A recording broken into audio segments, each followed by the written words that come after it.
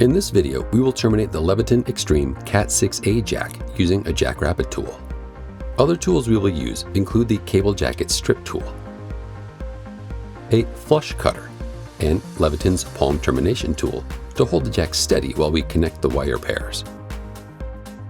The eXtreme Cat6a jack package includes the jack and the cone of silence.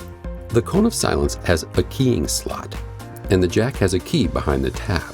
When the two align, the wall of the cone of silence will cover the Leviton logo, like this. Because the cone of silence must be installed in this orientation, cable must enter the Category 6 jack from the other side. If you have a Leviton palm tool, you can place the jack on the palm tool to hold it steady when wiring the jack. Begin termination by using the stripping tool, and strip off about 4 to 5 centimeters of jacket. Go around once to make sure the jacket is scored. Fan out the 4 pairs of wires and trim back the cross separator. Then, arrange the pairs according to the color code on the jack.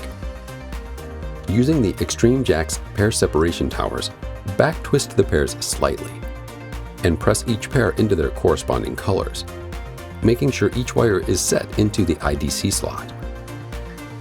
You should leave about 5 millimeters of gap between the jack and the cable jacket.